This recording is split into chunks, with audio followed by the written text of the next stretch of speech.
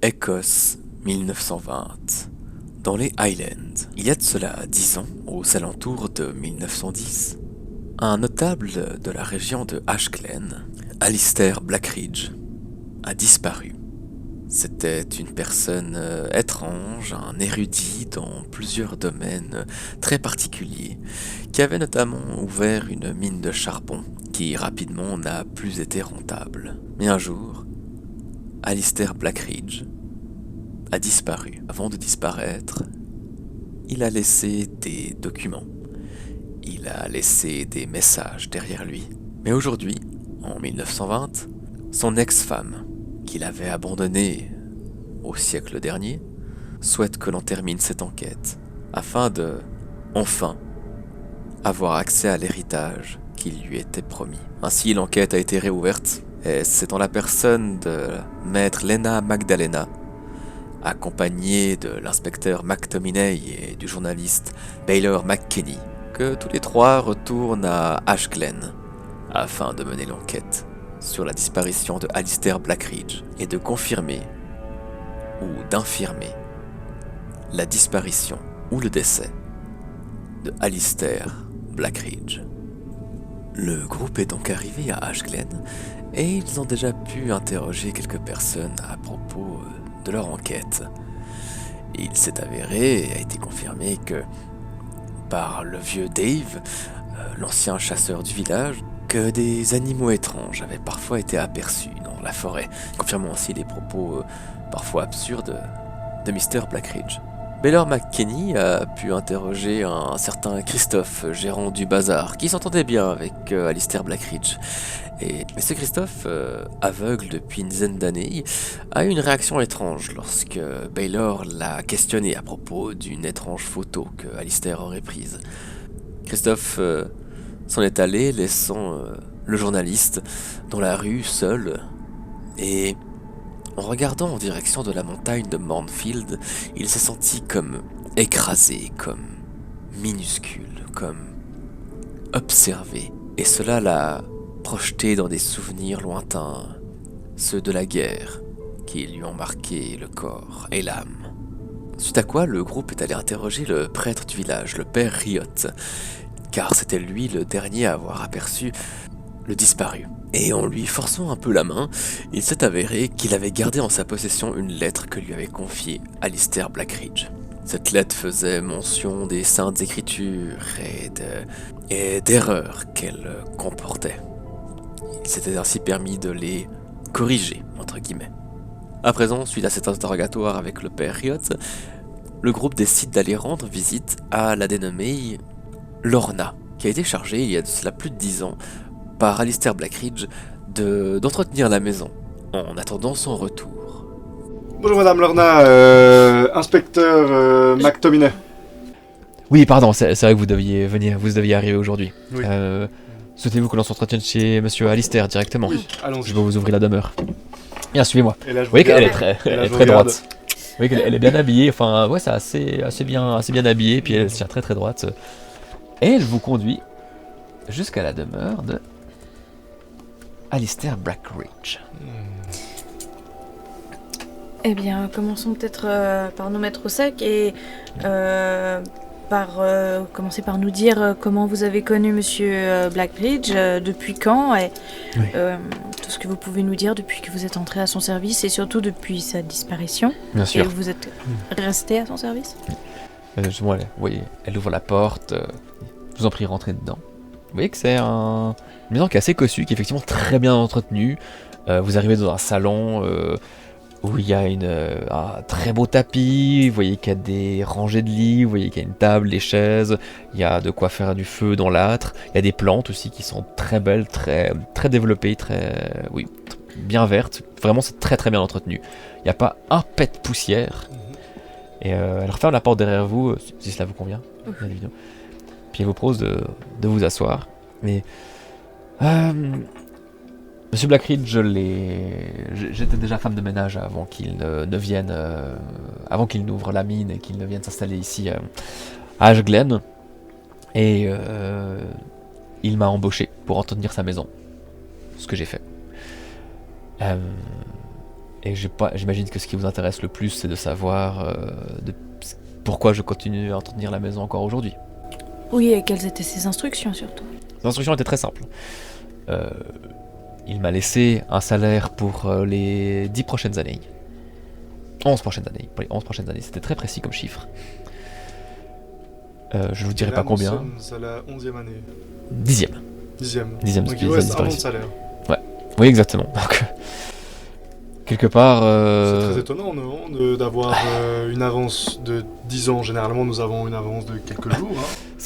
Écoutez, pour tout vous dire, je n'ai pas craché dessus. Oui, je suis femme de ménage, donc je fais bien mon travail. Je suis payé par la commune. Mais je vous avoue que vous d'être faites, tranquille pendant 10 bien ans... votre travail, effectivement. J'essaye en tout cas, oui. Si Mais on regarde la maison, Je suppose qu'il a donné des ordres et que vous recevez un virement de la banque où vous avez reçu les... J'ai reçu la totalité. La totalité d'un... Et chez moi. Je ne vous dirai pas le chiffre, si vous me permettez. Mais j'ai reçu le salaire d'une femme de ménage en Écosse pour 11 ans. Et il est parti, effectivement, un matin. Pour tout vous dire, ces 11 ans, ça m'a paru très arbitraire. Je lui ai fait mine de ne pas comprendre, j'étais très surprise lorsqu'il m'a donné tout cet argent. Mais il m'a bien affirmé, c'est un salaire pour 11 ans. Et qu'il allait partir, mais revenir très prochainement. Il m'a dit très prochainement. Et il est parti. Et il n'est pas revenu. Et ses instructions étaient de faire la poussière, d'arroser ses plantes, de m'assurer que personne n'entre ici, sauf cas exceptionnel, là il s'agit d'une mission officielle. Et je sais que vous avez tout droit de fouiller ici. Je ne vous en empêcherai pas. Et donc, si j'entends bien, vous n'avez laissé rentrer personne d'autre, même après la disparition de monsieur... Il y a eu... Mister. Le conseil communal est forcément venu, nous avons fouillé quelque peu de ci de là, mais hormis des documents qui font état des mines, des documents administratifs, ce genre de choses, nous avons trouvé également...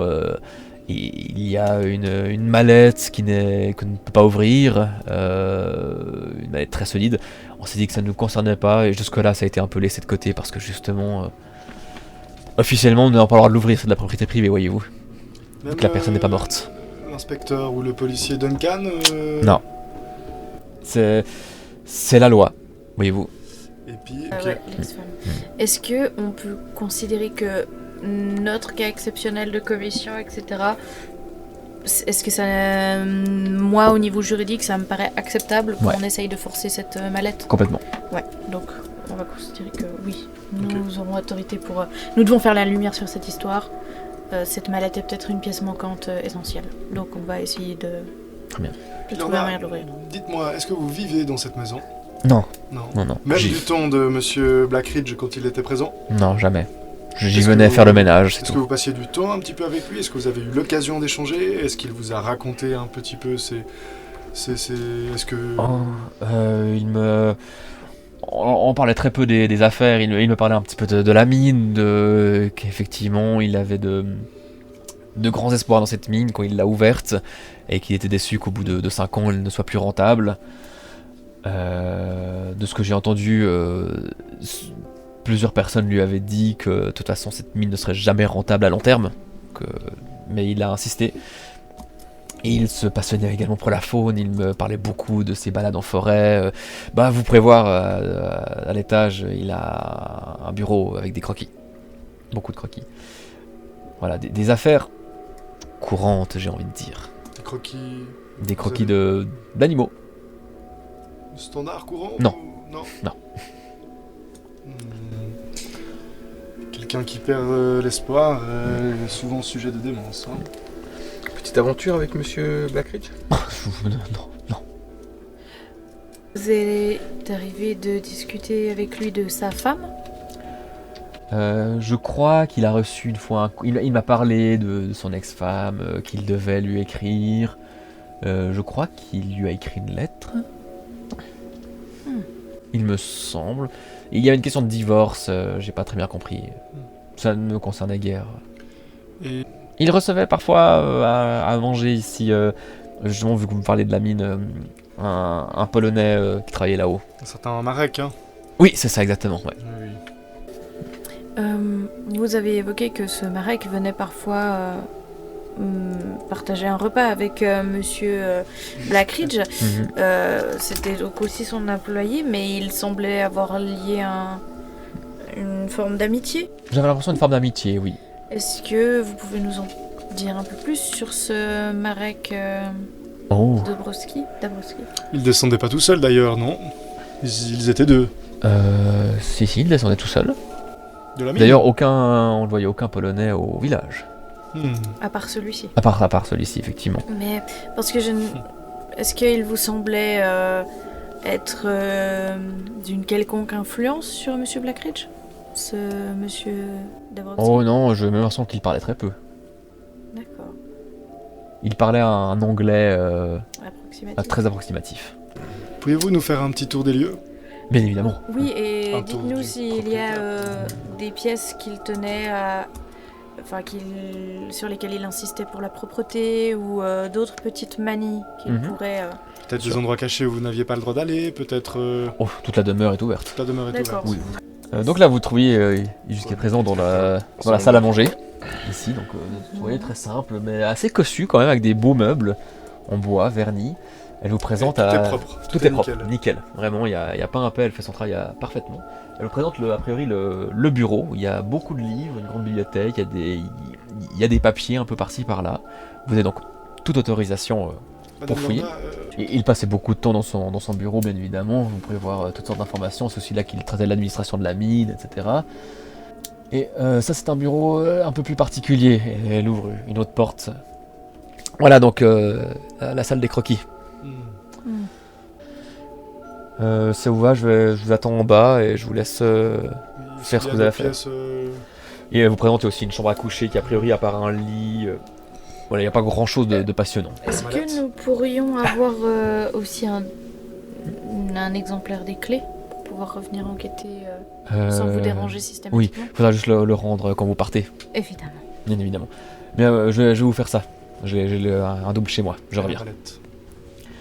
Et puis effectivement, dans le bureau, Il y a une mallette.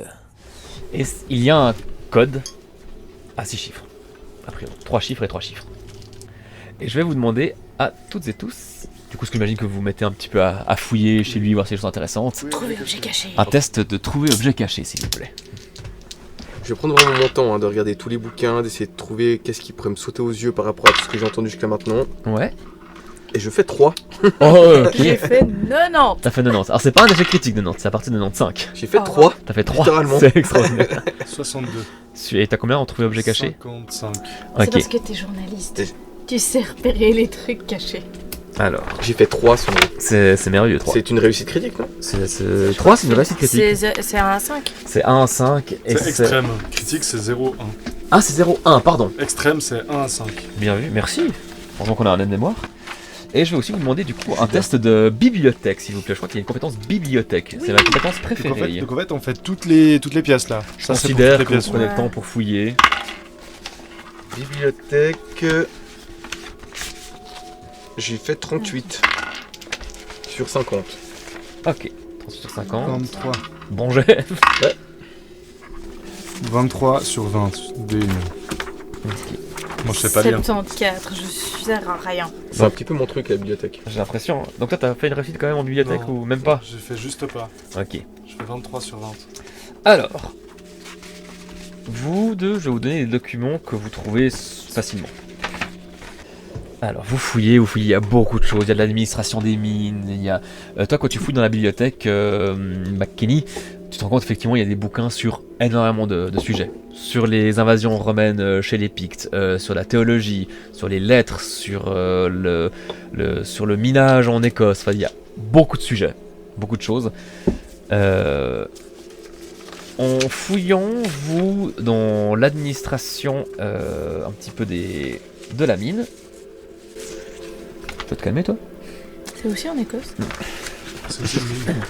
Enfin, tu fouillais dans du rocher quoi. Toi, tu trouves ces deux choses-là. Intéressant. Toi, pardon. Tic, tic, tic. Toi, de ton côté, tac, tac, Tom, tu trouves une photo du personnel de la mine.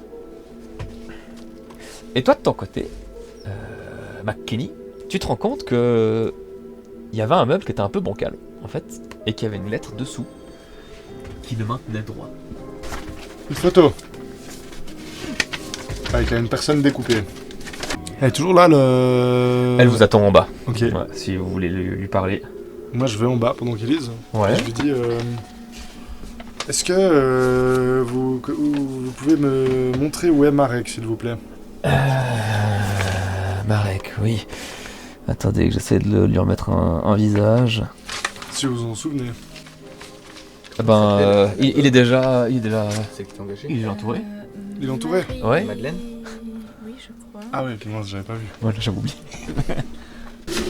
J'ai le nom de chaque personne, de chaque mineur et un plan des mines.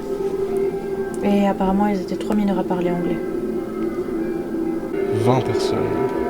20 sur la liste, 20 sur la photo. liste, sans compter la personne là. Donc il y a 21 personnes. Donc il y avait une personne en plus. Peut-être Monsieur Blackbridge lui-même. Mais ne penseriez-vous pas que s'il était sous la photo, il serait au centre, comme chaque photo standard d'entreprise Je sais pas si c'est lui qui a mis en place l'appareil photo, peut-être qu'il avait peu de temps pour se mettre en place et qu'aller jusqu'au milieu aurait été problématique. Généralement, il y avait des photographes. Donc, une photo d'équipe avec une personne inconnue qui n'est pas sur la liste du personnel. Enfin, on ne sait pas en tout cas. Ah, la piste semble assez flagrante, hein. McKenny, vous avez trouvé quelque chose? Je suis en pleine réflexion. Eh bien, partagez. Continuez à débattre. Non, Nous avons fini, partagez-nous vos découvertes, qu'on puisse réfléchir avec vous. N'oubliez pas que c'est nous-mêmes qui menons l'enquête, hein. Eh oui, votre ego sera flatté, inspecteur, vous inquiétez pas. C'est pas une question d'ego. Si, c'est une question On d'ego. se rappelle, travailler dans la collaboration, dans l'entente et le professionnalisme. Donnez-moi ça. J'étais en train de regarder quelque chose. Inspecteur, je vous prie. Avez-vous fini de regarder? Maître, n'est-il pas en train d'interférer? Alors, Ashglen, le 6 août 1890. Ma chère Marie-Madeleine, votre lettre m'est bien parvenue, portée à travers ces routes que vous jugez si lointaines, mais qui ne sont en vérité que les premières lignes d'un monde infiniment plus vaste. Vous me demandez ce que je recherche ici. Je crains que toute réponse satisfaisante vous demeure inaccessible. Ashglen est d'une beauté que nul regard pressé ne saurait embrasser. Les collines y murmurent à qui consent à s'y attarder, et les bois recèlent des harmonies si anciennes que notre époque, dans sa hâte, les a depuis longtemps oubliées. Il n'est point de désordre dans mes études, comme vous semblez le croire, mais au contraire une convergence, lente, patiente, inévitable. Les hommes passent à côté de ces merveilles sans jamais les reconnaître, trop occupés qu'ils sont à repérer des gestes vides, à nommer sans comprendre, à vivre sans voir. Ils appellent cela la raison, je n'y vois qu'un voile. Depuis ce mois de mai 1880, dont vous gardez mémoire sans en saisir la portée, un manque s'est révélé à moi. Non point un manque vulgaire, mais une absence fondamentale. Mes travaux ne sont rien d'autre que la tentative, encore imparfaite, d'en restituer la forme perdue. Vous m'accusez de m'être éloigné, je vous dirai plutôt que j'ai commencé enfin à m'approcher. Je vous remercie cependant pour ce que vous avez été dans ce cheminement. C'est à vous, en effet, que je dois d'avoir entrevu pour la première fois ce que je nommerais, faute de terme plus juste, la foi. Vous en fûtes l'initiation, la première porte, et pour cela, je vous garde une reconnaissance sincère. Le reste ne vous concerne plus et ne saurait vous être utile. Recevez, ma chère Marie-Madeleine, l'expression d'un souvenir paisible, Alistair Blackridge. Et elle est un peu déchirée. Vous avez vu qu'il l'a retirée de sous un meuble. Ok. C'est pas étonnant qu'elle soit un peu déchirée. Ouais. Donc il ne se souvenait pas forcément l'avoir écrite et il ne l'a visiblement jamais envoyée.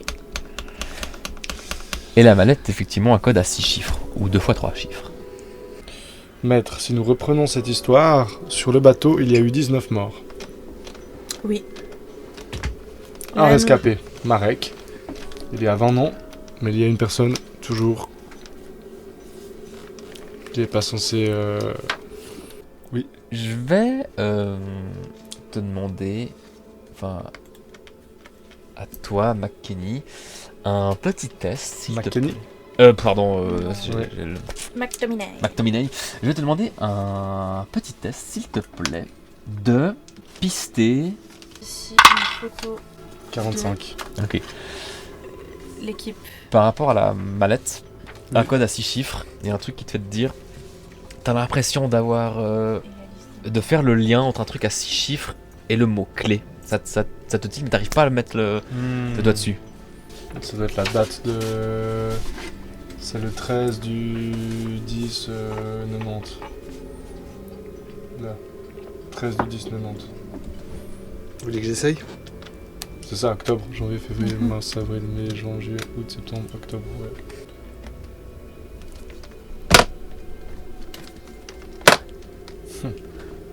Eh bien voilà. McKenny, on dit merci. C'est où l'inspecteur? Ouvrez-la. Il faut que la notaire puisse notifier tout ça. Nous avons une lettre d'Alistair lui-même. À celui qui trouvera ces mots, ou à moi-même si ma mémoire venait à me trahir davantage. Depuis quelques jours, mon esprit vacille. Les pensées y m'échappent comme si quelque chose cherchait à les emporter loin de moi. Il m'est devenu difficile de distinguer ce que j'ai vu de ce que j'ai seulement imaginé. Et pourtant une certitude demeure. J'ai trouvé ce que je cherchais. Mon trésor repose sur ces terres. Ces terres où il y a trop de vie, trop de choses existent ici qui ne sont pas censées exister ici. Je crains toutefois que d'autres personnes ne se tournent vers mon trésor. Je ne puis me permettre qu'il soit découvert. Ainsi ai-je pris une décision. Si je devais oublier ou disparaître, je laisserais derrière moi un chemin. Un jeu de pistes que moi seul serais capable de suivre. La même piste que j'ai rencontrée depuis que j'ai découvert le parchemin du moine copiste de l'abbaye de Mossridge. Cela me fait d'ailleurs penser à cette époque lointaine. Ah, si seulement je pouvais à nouveau remplir le vase sous les yeux de la femme qui porte le même nom que ma femme abandonnée. Que Dieu, peu importe sa forme, me pardonne si j'ai commis des erreurs. Alistair Blackridge. Remplir le vase de Marie-Madeleine, il y aurait ça peut-être dans l'église? Peut-être. Et là, nous avons une lettre tapée à la machine à écrire, signée George Blackridge. Inverness, le 5 mai 1880. À mon fils Alistair Blackridge. Si cette lettre te parvient, c'est que mon corps m'aura enfin trahi et que j'ai toujours su qu'il le ferait. Je ne prendrai pas le soin d'adoucir mes mots. Il est trop tard pour cela, et tu n'en as jamais tiré profit. Tu es, Alistair, un esprit dispersé. Tu t'égares dans des études sans discipline. Un jour la théologie, le lendemain l'histoire, puis la nature, puis ces lubies sur les invasions romaines ou le commerce. Tu touches à tout, mais ne saisis rien. Rien de durable, rien de digne de ce nom que tu portes. Sais-tu seulement ce que représente cet héritage que tu recevras bientôt sans l'avoir mérité? Des années de recherche, de sacrifice, de renoncement que tu n'as ni vu ni compris. Et toi, tu le dilueras dans tes curiosités comme tout le reste. Je t'ai observé plus que tu ne le crois, et j'ai vu avec une clarté que tu n'imagines pas que tu n'étais pas à la hauteur. Pourtant, et c'est là le seul point sur lequel je consens encore à te reconnaître comme mon fils, il te reste une possibilité de ne pas tout gâcher. Tu connais mes travaux, ou plutôt tu en devines les contours, car je n'ai jamais jugé bon de t'en livrer la substance. Il est une vérité que j'ai poursuivie toute ma vie sans parvenir à la saisir entièrement. La preuve que cette terre n'est pas l'œuvre de Dieu, pas du Dieu des hommes en tout cas. Mon vieil ami Arthur Ramsay a accompli des avancées que tu serais incapable de comprendre sans y consacrer enfin plus que des efforts éparses. Ce qu'il a mis à jour, ce que nous avons entrevu, dépasse de loin les récits que l'on enseigne et les croyances que tu sembles encore hésiter à abandonner. Et pourtant te consacrer pleinement à cette quête, Alistair, tu devras te libérer de ce qui te retient. Ta femme, Marie-Madeleine, son nom ne doit pas entraver ta marche vers ce que tu dois accomplir. Elle est un poids inutile, une distraction que je ne tolérerais pas si j'avais la force de t'y contraindre de vive voix. Quitte-la, libère-toi. Je n'ai pas eu le temps, ni la force. Toi, en revanche, tu as encore l'un et l'autre. Et si tu dois enfin prouver ta valeur, ce ne sera ni dans tes livres, ni dans tes spéculations stériles, mais dans l'achèvement de cette œuvre. Ne te méprends pas, je ne te fais pas confiance, je te mets à l'épreuve. Car si tu échoues, alors tu n'auras été que ce que j'ai toujours su que tu étais. Et si tu réussis, alors peut-être que ce nom ne sera pas entièrement perdu. Je ne serai plus là pour le voir, mais ne crois pas pour autant échapper à mon jugement. Certaines idées, une fois transmises, ne quittent jamais vraiment celui qui les reçoit. Tu entendras encore ma voix, Alistair, dans le doute, dans l'obscurité et dans ces silences que tu as toujours fuis. Et cette fois, tu n'auras plus d'excuses pour détourner le regard. George Blackridge. Eh bien, si cela n'est pas suffisant pour expliquer la détresse et les accès de folie de Blackridge, il va sans dire que la pression devait être grande sur ses épaules. Quelle est cette quête? Quelle est cette vérité, ce jugement, ce contour qu'il a esquissé?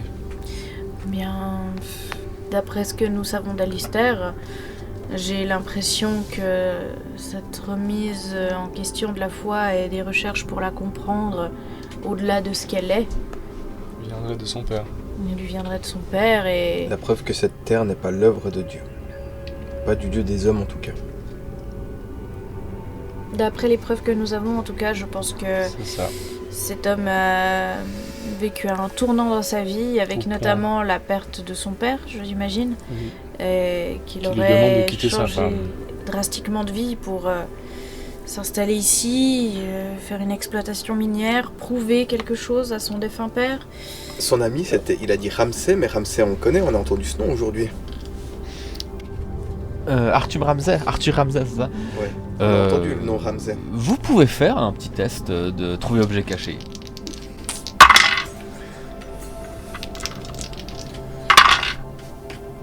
48, ça passe je crois. 10. Ah non, t'es un. Ah oui, largement ça passe. C'est la personne qui aurait découvert le squelette de dinosaure. L'archéologue en question. Ok, donc ça voudrait dire que le père était ami avec l'archéologue et donc du coup c'est pour ça qu'il est venu s'installer ici. Est-ce que on peut aller à la bibliothèque et puis est-ce que j'arrive à mettre la main sur le parchemin du moine copiste de l'abbaye de Mosrich? Alors, tu pourras tenter le coup, ouais, mais il y a quelqu'un qui a évoqué une idée, je crois, avant ça. Je crois... T'avais pas dit un truc, toi? Mais j'ai le vase de Marie-Madeleine, je me suis dit que ça devait sûrement se trouver quelque part là ou à l'église, ouais. Mhm. Marie-Madeleine, Ah bah. c'est la mère de Jésus. Bah, est-ce qu'on trouve des tableaux ou des trucs comme ça, ou dans les documents en recherchant avec justement l'idée d'une copie de moine copiste ou d'autres trucs comme ça, on trouve quelque chose? On trouve déjà, est-ce qu'il y a un vase? Quelque chose qui s'apparenterait à, Alors, il à y a, réception. il y a effectivement des vases chez Blackridge, alors tous contiennent des plantes, il n'y a rien qui vous fait penser à la figure de Marie-Madeleine chez Blackridge, mais vous pouvez me faire un test soit de pister, soit de trouver objet caché, ce que vous avez le plus. Putain, je fais que des bons jets, 23. 43. Alors, attends, pister... Moi je prends au moins et ça passe. Ça passe pour vous deux? Ouais. Oui. Vous vous souvenez, vous avez entreaperçu dans l'église, il y avait un vitrail avec Marie-Madeleine. C'est un peu le seul truc qui vous ferait le lien. Ok. Et puis, est-ce que dans la bibliothèque, je vois un bouquin de Aaron Ramsay ou de son Non, papa ou... rien à ce niveau-là, non. Effectivement, vous prenez le temps de fouiller. Si on retourne dans le petit bureau, il y a les dessins, si on fouille tranquillement, puis qu'on prend le temps, ou bien regarder les dessins, bien prendre 10-15 minutes pour tout regarder, est-ce qu'il y a un code, quelque chose qui nous saute aux yeux? Vous prenez le temps, vous avez devant vous ces dessins étranges, ces croquis de gros insectes qui n'existent pas, de chouettes à 2 têtes. D'ailleurs, je vais vous demander à tous un petit test de santé mentale, s'il vous plaît. réussi tout sauf la santé mentale. 95. 95, c'est juste pas un échec critique. Ah, je sais. C'est bien, ok, c'est bien. 25. J'échoue tout sauf la santé mentale. Parfait. 12. 12. C'est vraiment un nom, toi. Donc je vais quand même demander à vous deux de perdre 1 point de santé mentale, s'il vous plaît. Et à toi, McKenny, tu peux reperdre 2 points de santé mentale. C'est moi, c'est un McKinney. Ouais, pardon, ouais. Donc j'étais à 64, je suis à 62. Cette affaire, il commence à y avoir beaucoup de choses qui parlent de cette nature étrange. Là maintenant, on vous parle de Dieu, on vous parle de forêt avec des animaux bizarres, on vous parle de... C'est vrai qu'on Y a- est tombé en pleine paranormal, quoi. Oui. Ce matin, vous vous dîniez en dehors de ce village, ça allait bien, et puis là vous arrivez ici, on vous parle de choses qui n'ont pas de sens, ça commence à vous... Peser sur le moral. C'est pas que vous commencez à y croire, mais c'est... Non, mais de y a le folie petit doute. qui se transmet, Ouais. qui se transmet. Enfin, c'est... Et en fait, vous commencez à vous dire, Alors. pourquoi pas? Inspecteur, maître, si on posait un petit peu tous les éléments en notre possession juste pour faire une ligne directrice. Oui. Ça vous dirait? Oui, Parce que je me sens passablement perdu là en ce moment. Est-ce que pour justement aider à mettre de l'ordre dans tout ça, vous voudriez commencer à essayer de démêler ça? Donc, si on remonte chronologiquement le plus ancien qu'on a, donc c'est 1880, c'est la découverte de ce squelette, c'est l'époque où notre cher ami Alistair quitte sa femme sur ordre de son père. Il s'établit à Ashglen en 1800 90. En 90, Donc 10 exactement. ans plus tard. 10 On ne ans sait plus pas tard. s'il a quitté sa femme à ce moment-là. Bon, Mais 8 ans, oui, c'est quand Il elle me est partie. semble Il est que parti en le même temps. document que l'on avait dernièrement, là où il écrivait à sa femme, Ouais. datait de 1880. Ah oui. Ah non, 1890, excuse-moi. Ouais. Excusez-moi, maître.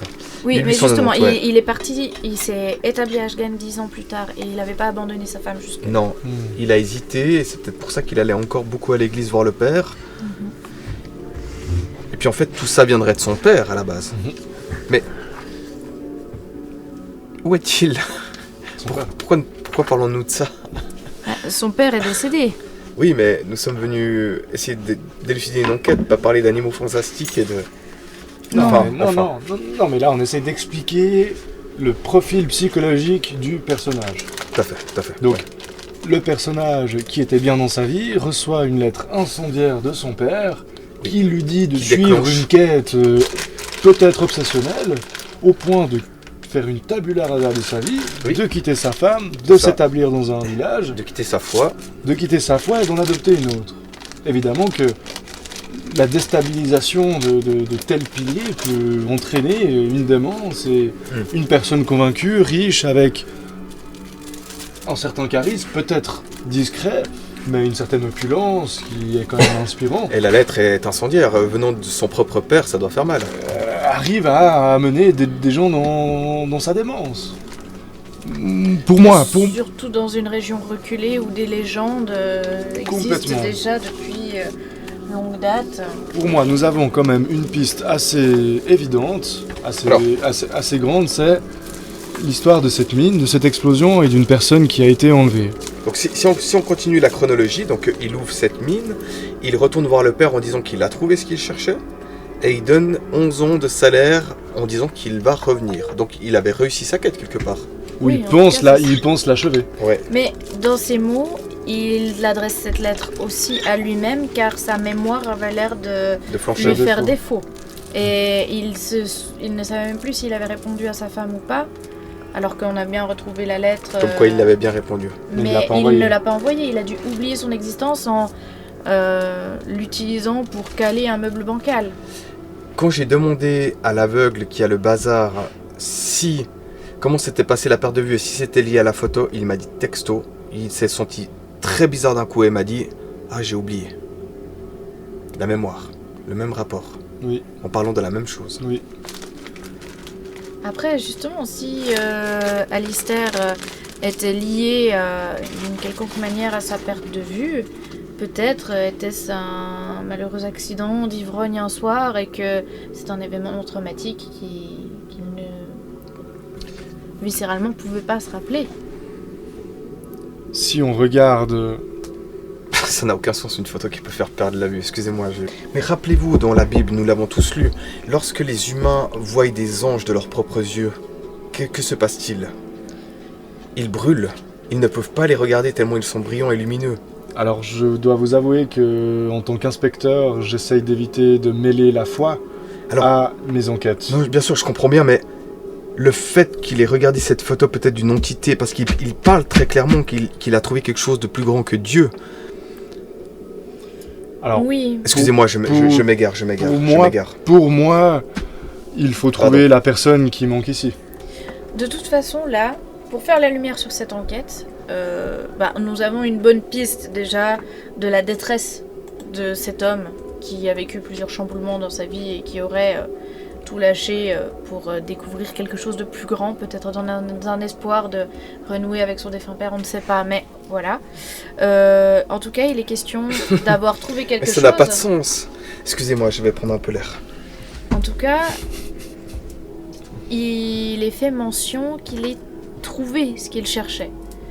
Et il est de mon devoir en tant que notaire pour pouvoir ensuite régler la succession de Monsieur Blackridge, de retrouver ce trésor, surtout s'il a laissé des pistes, pour voir s'il s'agit vraiment de quelque chose de réel ou trois bouts de charbon qui se courent après. Et pour moi, il s'agit de mettre... Dans l'espoir peut-être de trouver sa dépouille. Et moi, là, ce qui me fait ponter, c'est qu'il y avait une personne en plus. Oui, et peut-être c'est la personne qui n'est jamais mentionnée.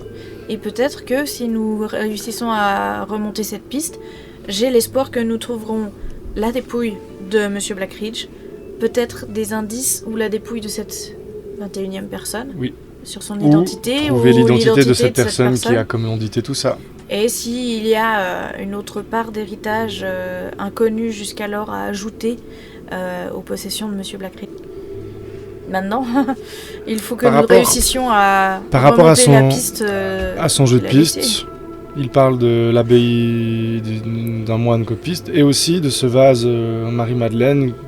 Et il y avait ce vitrail de Marie-Madeleine à l'église du village. Il faut retourner à l'église pour voir s'il y a un récipient et peut-être y a-t-il un autre indice caché. Moi, j'ai envie d'aller voir la professeure Louisa Liros pour lui montrer cette photo si elle arrive à voir son amant. Ou si c'est son amant qui est là. Peut-être en tout cas qu'elle pourra... il faut prendre la liste des ouvriers pour voir si elle arrive à associer les noms au visage. Peut-être qu'il n'y a pas que son amant qui est venu lui rendre visite, mais peut-être qu'elle a été aussi le voir là-bas. Peut-être. Excusez-moi, j'avais besoin de prendre un peu l'air et de fumer ma pipe. Nous avons décidé d'aller voir l'institutrice pour voir si elle pouvait nous aider à mettre en correspondance la liste des noms des ouvriers avec la photo des ouvriers que nous avons trouvés. Et pourquoi pas l'église ? L'église ou l'institutrice, les deux sont une piste. De toute façon, on va aller aux deux. Mais c'est quelle heure là ? C'est tard ? Là, c'est la fin d'après-midi, gentiment 19h. Il commence à faire bien sombre. On va à l'église ? On va à l'église. Vous retournez en direction de l'église, vous voyez que le village toujours est nimbé de cette brume et qu'à présent il fait extrêmement sombre. Et il y a quelques personnes encore qui se baladent avec justement des lampes pour rentrer chez elles. Vous retournez donc à l'église. Vous poussez la porte de l'église qui est, comme la grande majorité des églises dans les petits villages, ouverte 24h/24. Ainsi donc, comme il dit lui. Vous entrez dans l'église, cette fois il n'y a personne pour vous accueillir, il y a juste la porte qui grince. Et vous vous souvenez effectivement, oui, il y avait un vitrail de Marie-Madeleine sur la droite, et effectivement il y a un vase sous le vitrail de Marie-Madeleine. Eh bien, on va fouiller ce vase, regarder s'il y a quelque chose en dessous. Madame de la Terre, vous pouvez le prendre.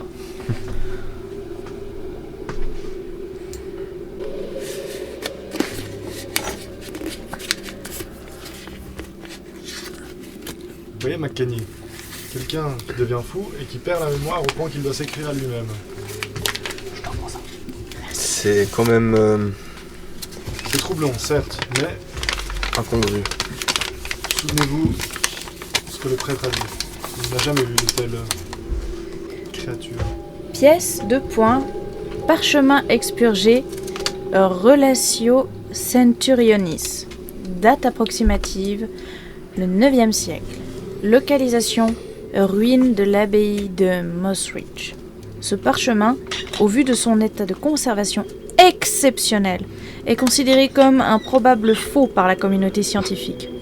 Au vu de sa non-importance historique, aucun événement d'envergure, et du fait que personne ne soit annoncé comme possesseur originel de ce document, il est néanmoins admis qu'il pourrait s'agir d'un vrai qui aurait été miraculé d'une suite d'événements particuliers lui permettant une conservation parfaite.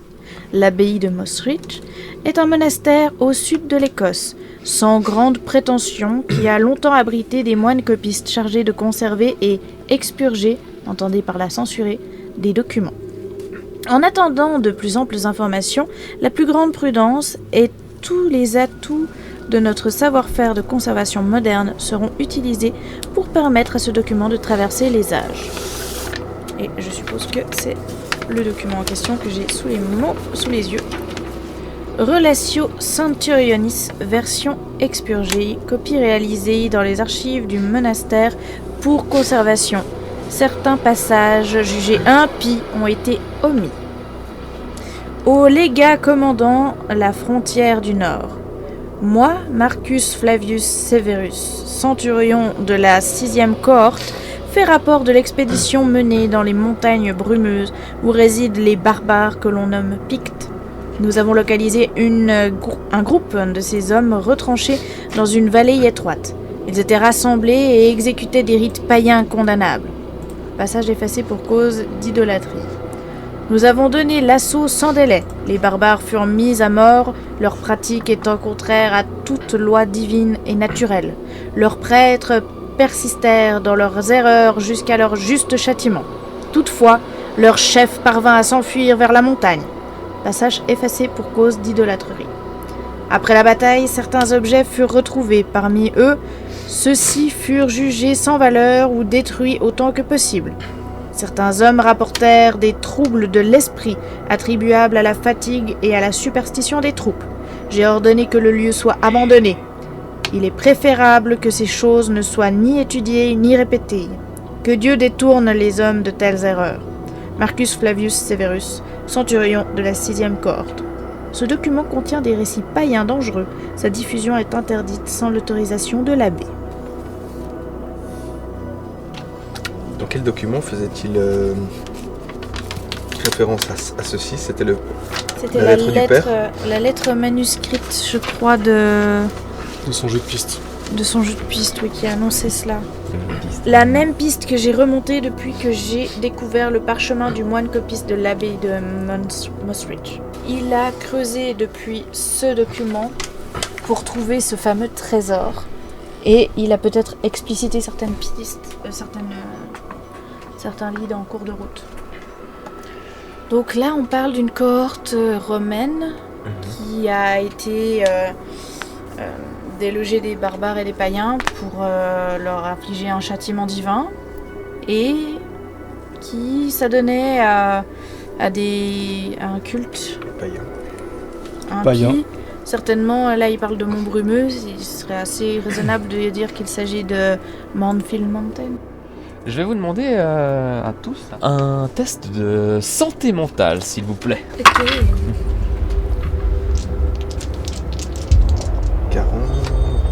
40. Ok. 94. Oh. Donc 94 c'est un échec, 48 c'est bon, ça réussit. 48 ça passe, et 40 ça passe aussi. Vous deux, vous ne perdez que un point de santé mentale, qui est plus attribué à la fatigue. Quant à toi, mon très cher Actominei, tu peux perdre 2 points de santé mentale. Cette notion d'avoir un document dans les mains, qui est attribué par certains comme étant un faux, parce que impossible qu'il soit si vieux, ça commence à te perturber un petit peu cette histoire. Surtout la petite phrase il est préférable que ces choses ne soient ni étudiées ni répétées. Et au moment où il y a un silence dans l'église, vous entendez un gros BOUM. Et c'est le père qui rentre de nouveau dans l'église, qui a ouvert la porte très fort. Il y a eu un coup de vent en même temps. Puis, excusez-moi, je ne voulais pas vous faire peur. Je ne pensais pas que vous seriez ici. Puis il voit que vous avez un vase dans les mains, un parchemin. Oui, vous cherchiez quelque chose. Nous avons trouvé, mais... Ce vase, il date de quand, père? Oh, il est là depuis que je suis ici, j'ai l'impression, oui. Que pouvez-vous nous dire de ceci? Ah, oui, il m'en avait parlé. Et avec nous avons clé. retrouvé ça qui... Oui, c'était dans l'église? C'était dans ce vase. Oui, c'est Alistair qui possédait ce document chez lui. Il m'en avait parlé. Je l'ai déjà vu, oui. Et quand Il faut Alistair, le prendre soin. Comment l'a-t-il plié? Voilà. Vous voyez qu'il il y a son ami Christophe.